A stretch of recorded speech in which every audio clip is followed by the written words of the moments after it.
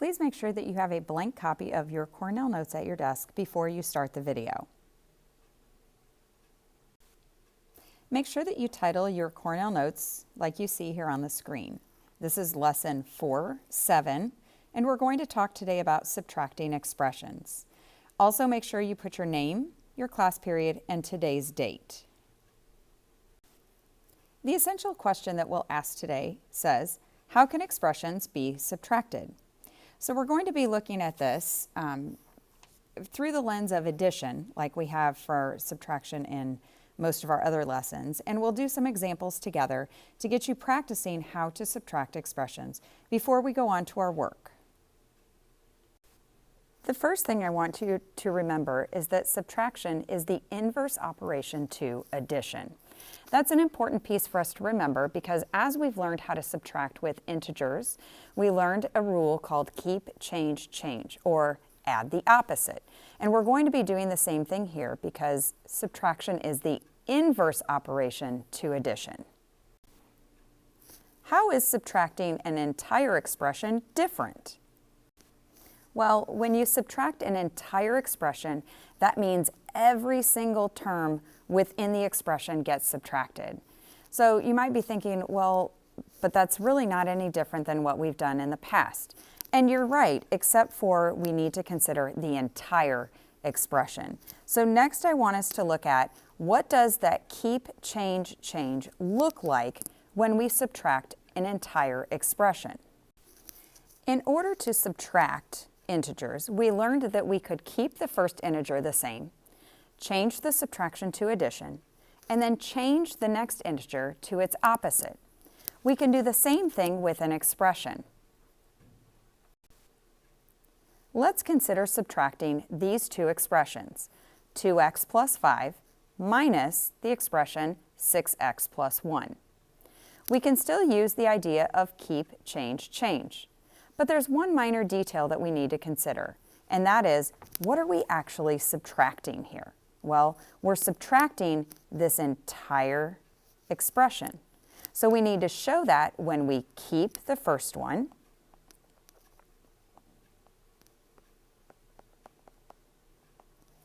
we change the subtraction into addition, and we're going to change everything inside of that next expression to its opposite. So the opposite of 6x is a negative 6x, and the opposite of adding 1 is subtracting 1. So we change everything in the second expression to its opposite. Now we can go ahead and simplify that second expression with the first expression by combining our like terms.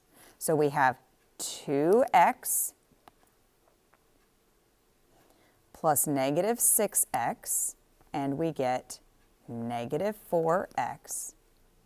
Then we have 5 minus 1, and we get 4. So our simplified expression is negative 4x plus 4. So once you have done your keep, change, change with the entire expression, you can go ahead and use the strategies that you know from adding expressions. Combine your like terms and simplify. Now let's try a few questions together and see some examples. Let's consider this next example. 3y minus 5 minus 2y minus 4.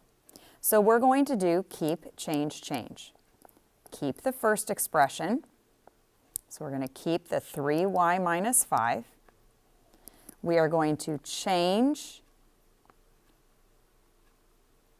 the subtraction into addition, and we are going to change everything in the second expression to its opposite.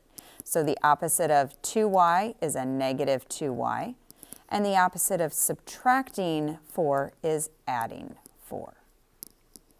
So we keep the 3y minus 5, We change the subtraction between those expressions to addition. That's the change there. And then the next change is the entire expression within those parentheses to their opposites. So 2y minus 4 becomes negative 2y plus 4.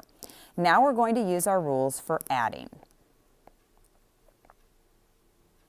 And when we add these expressions, we first look for any variable terms that we can put together. We have 3y here, and we have a negative 2y here. So 3y plus negative 2y equals just 1y. Now we look for other terms that we can put together. We have subtracting 5, which is the same as a negative 5, plus 4. And negative 5 plus 4 is a negative 1. So now I'm going to put those two terms back together. 1y is the same as just y by itself, and negative 1 is the same as subtracting 1. So my simplified expression is y minus 1. Flip your paper over to try some more examples. Continuing with our examples from question 3 on the front side, let's take a look at this next expression. 10a plus 20 minus the expression negative 5a plus 7. So we're going to keep the first one.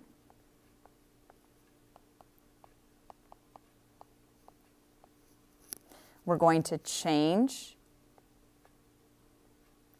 subtraction to addition. And then we're going to change each term inside the second expression to its opposite. So the opposite of a negative 5a is a positive 5a, and the opposite of adding 7 is subtracting 7. Now we're going to add.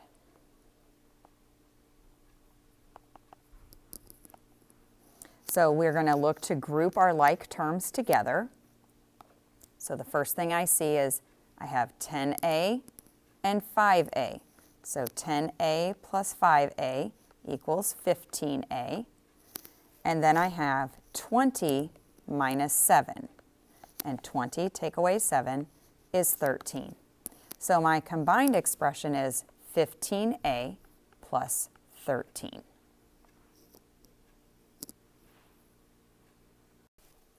Let's try another one. The expression negative 4c minus 9, take away the expression negative 8a minus 6. So let's do our keep, change, change.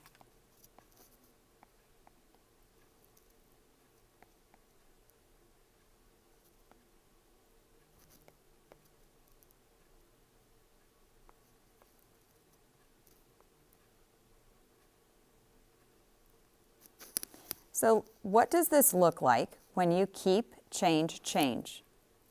Try it on your paper and then come back and check your answer. Pause the video while you work.